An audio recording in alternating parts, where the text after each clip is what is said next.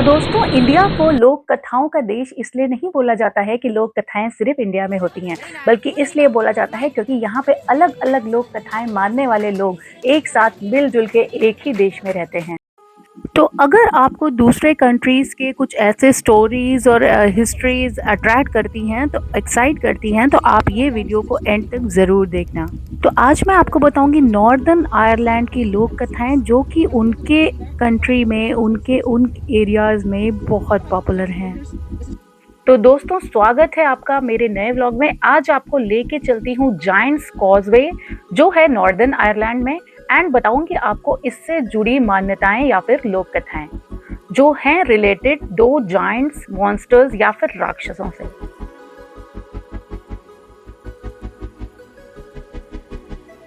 तो दोस्तों, मेरा ऐसा मानना है कि जो भी लोक कथाएं होती हैं वो हमारी धरोहर होती हैं। वो हमारे जो पुराने लोग होते हैं वो एक लर्निंग उन लोक कथाओं के थ्रू छोड़ गए होते हैं अपने आने वाली जनरेशन्स के लिए, ताकि वो उनकी गलतियों से सीख सकें और दोबारा वो गलतियां ना दोहराएं। तो ये जो पत्थर हैं ये हेक्सागनल शेप के हैं। तो विज्ञान कहता है कि ये अद्भुत पत्थर जो हैं ये कुछ 60 लाख यानी कि 60 लाख साल पहले ये ज्वालामुखी से विस्फोट से बने थे, वोल्केनिक इरप्शन से बने थे ये पत्थर। और दूसरी साइड वहीं पे लोक कथाएं ये कहती हैं कि ये एक दैत्य यानी कि जायंट ने बनाया था जिसका नाम था फियोन। अगर हम अपनी एक्सेंट में स्पेलिंग पढ़ें तो उसको बोलेंगे फियोन, बट आयरलैंड में लोग इसको प्रोनाउंस करते हैं फिन। तो ये फिन नामक जो जायंट था, इसको लगा ये बहुत बड़ा जायंट है और इन्होंने ये ब्रिज बनाया ये आयरलैंड से लेके स्कॉटलैंड तक। पहले आप देखिए ये कितनी ब्यूटीफुल जगह है, और अभी हम जब गए थे तब बारिश हो रही थी, इसलिए आपको उतना खुला मौसम यहाँ नहीं दिखेगा। बट ट्रस्ट मी गाइस, मतलब समुद्र के बीच में एक पुल जैसे ये जो एरिया है इस पे खड़े होके बहुत अलग फीलिंग आ रही थी। तो दोस्तों, लोक कथाओं के अनुसार यहाँ पे जो दैत्य था यानी कि फिन, उन्होंने ये पुल बनाया, ब्रिज बनाया, ताकि ये इस हेक्सागनल पत्थर से जो ब्रिज बनाया है इससे ये स्कॉटलैंड पहुंचे और वहाँ के एक बड़े दैत्य जिनका नाम था बेनेंडोनर, उनसे ये लड़ाई करें और उस एरिया को भी ये अपना बना सकें। बट हुआ कुछ अलग। तो हुआ ये कि जब ये फिन पहुंचे स्कॉटलैंड और इन्होंने देखा बेनेंडोनर को, तो बेनेंडोनर इनसे कहीं गुना बड़ा दैत्य था और ये उल्टे पांव भागकर वापस आ गए और छुप गए अपने घर में। पीछे पीछे बेनेंडोनर स्कॉटलैंड से इनका पीछा करता हुआ वापस आया नॉर्दर्न आयरलैंड। तो उन्होंने इनकी वाइफ से पूछा कि भाई, तुम्हारा हस्बैंड अभी अभी घर के अंदर घुसा है, कहाँ है वो? तो फिन की वाइफ ने ये देख लिया कि बेनेंडोनर जो है वो बहुत बड़ा दैत्य है और अगर फाइट होती है तो उसका हस्बैंड यानी कि फिन तो बचने नहीं वाला। तो गाइस, उसने अपने हस्बैंड फिन को बोला कि वो बच्चे के क्रैडल में यानी कि पालने में सो जाए। फिन ने हर समझदार इंसान की तरह अपनी वाइफ की बात मानते हुए वो क्रैडल में सो गया।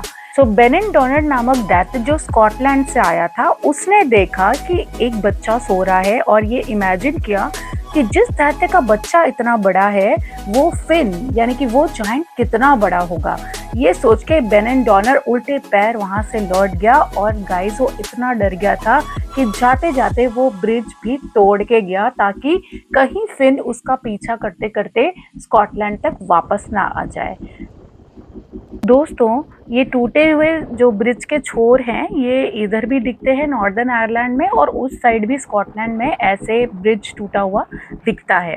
और ऐसा भी माना जाता है कि जायंट्स जो हैं अभी भी यहाँ पे आते हैं, उनका साया अभी भी यहाँ पे है, उनके पैरों से आवाज़ें आती हैं। बड़े बड़े जायंट्स, ये जो केव्स हैं इसमें छुप जाते हैं वो लोग।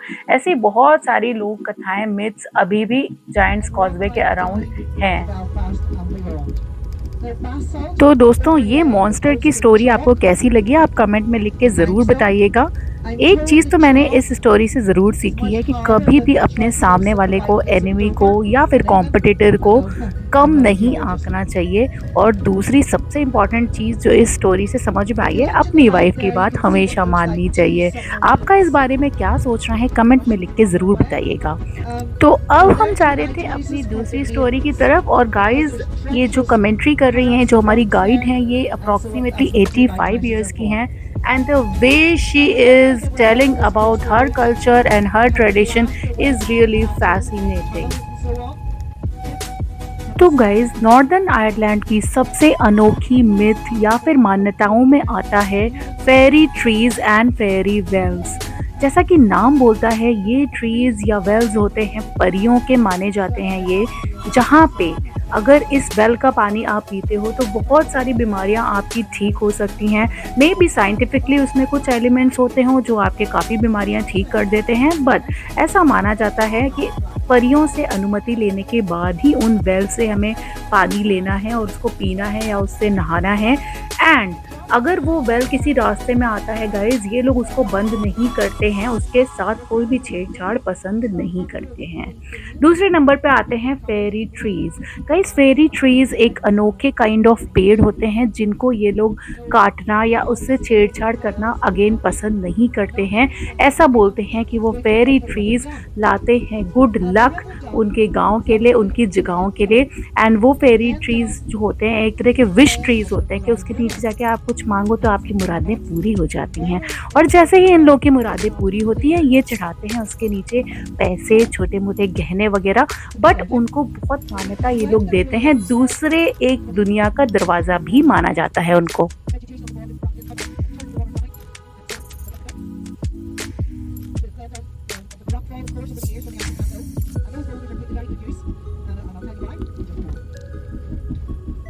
तो गाइज अब हम जा रहे थे अपने आखिरी पड़ाव में, यानी कि ग्रे लेडी से मिलने।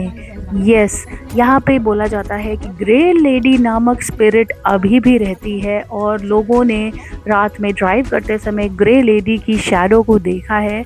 और गाइज ये कथा मैं अपने से नहीं बता रही हूँ, ये लोक कथा इस एरिया में बहुत पॉपुलर है और ये गवर्नमेंट द्वारा यहाँ पे इसको वैकेट कराया गया है और यहाँ पे अब कोई नहीं रहता है, सिर्फ टूरिस्ट आते हैं इस जगह को देखने।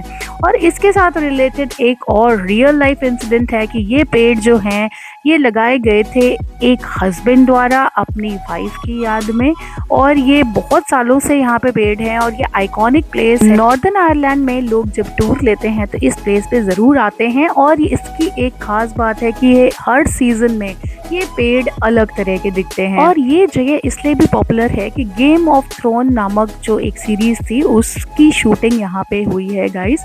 एंड ये वो घर है जिसके आसपास वो स्पिरिट कई बार देखी गई है आने जाने वालों द्वारा।